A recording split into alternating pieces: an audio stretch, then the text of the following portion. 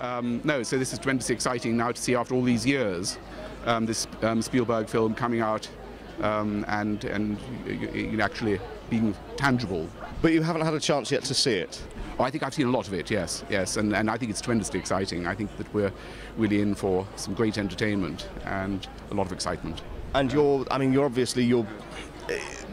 so you've seen probably about an hour or so, or? Oh yes. And the more I've seen, the more I've liked it. It's quite interesting because I mean, early on, the earlier bits I saw, and so I mean, I'm going back. I'm talking some time ago. It got better and better and better, and of course, the finished product is, I think, really, as I said, tremendous. It is Tintin for a new audience, and I think that's what's so good, because the Tintin books are so wonderful and so inspiring, and I think those who know them love them and enjoy reading them. But now we've got, a whole new audience will go to them because they will love Spielberg and want to know more about Tintin. Right. So curious to be sort of lost within the animated character for a change, rather than being... Fine by me. I mean, you can sort of see, you just about see that it is you through the movement, I think. Well, yeah, but we're also based on cartoon characters who are very, they're very distinctive. You look at the Tintin books, so it's kind of me and it isn't me, which is kind of good. Going to be playing a villain again? Did you enjoy being a bit? I did. I would do it. Yeah, of course I would. Yeah, no, if the part's right, if the gig's good, I'll do it.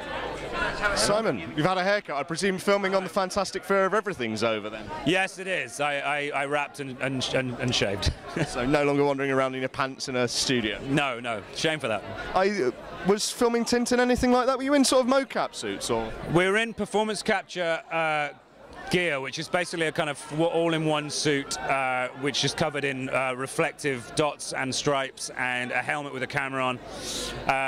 But it's very comfortable, you're basically wearing a sort of PJs to work, which is nice.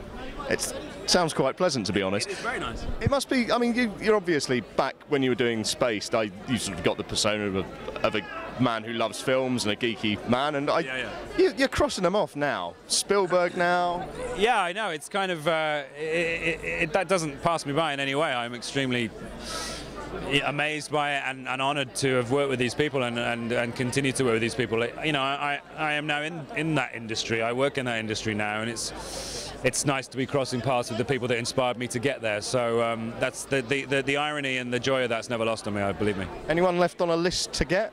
Oh yeah, loads of people. I'd love to work with the Coen brothers, and don't ask me. That's like asking me what music I like. There are so many great filmmakers and writers and actors out there at the moment. There's a lifetime's worth. Good to see you. I did. I like it. Thank you. I'm impressed. It was I'm always working. I never have a day off. No, indeed. Actually, you do seem to be almost working. It's almost working. Well, sorry, always working. Yeah. That was the word. You seem to almost be working. Yeah, I like it. If I don't work it, bad things happen. So I like working a lot. Was it nice reuniting with Simon and just about reuniting with HeyUGuys? I don't know. It's not really reunited, It's just hanging out with a mate and making a film. As opposed to hanging out with a mate and drinking coffee. It is, yeah. Yeah. Nice. There wasn't a temptation to beg Steven for a little bit of a Cornetto reference in the film? No. I mean, maybe the second one I can push my luck a bit because I obviously know him a bit now, but I think the first one I just wanted to not be fired.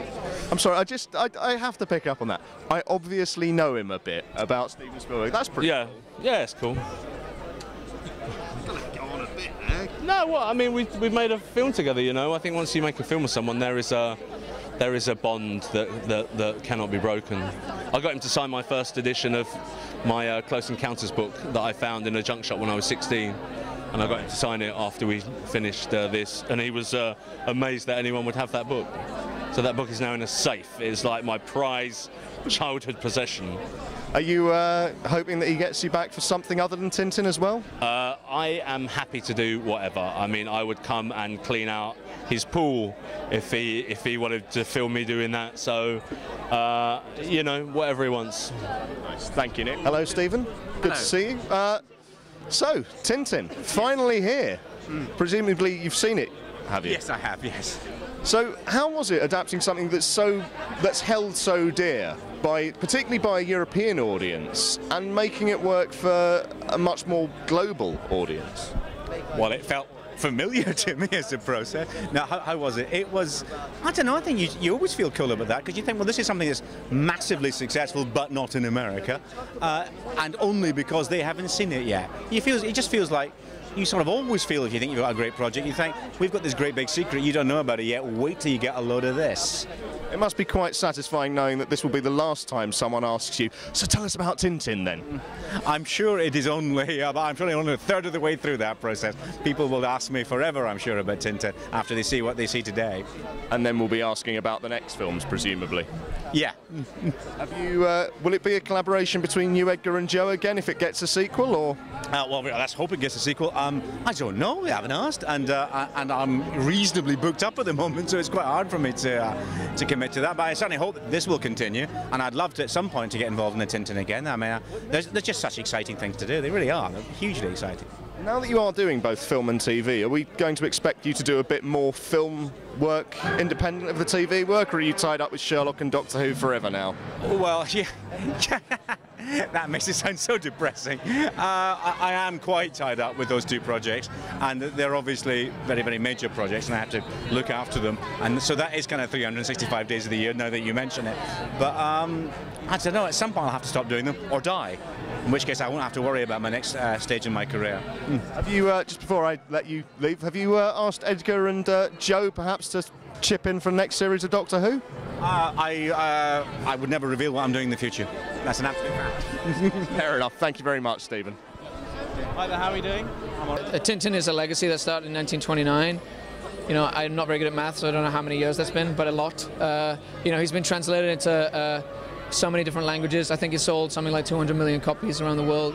This could be a huge deal, and it is a huge deal for me. You know, I've never worked with such amazing people before. Well, I worked with Peter before, but the two of them together was an amazing duo. So I just feel very humbled and very flattered that I was kind of given the opportunity to do it, really. And they've been in some great films, of course. You've done some amazing things, from King Kong, from Billy Elliot. What's it like using motion capture to make a film?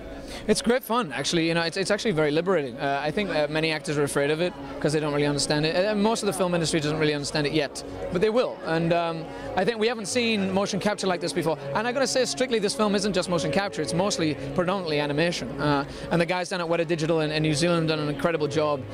You know, I'm a huge skeptic in technology and films, and when I saw this, I was absolutely blown away. Actually, I'm curious about that with the animation part. How much of your performance do you see in it, and how much? I would say it's 85. I mean, Steven says it's 85% animation, 15% live-action driven characters, which essentially credits it as an animated movie. And you know, we've just never seen animation on this scale before. You know, it's technical wizardry from Spielberg again. You know, he's always been a pioneer in technology.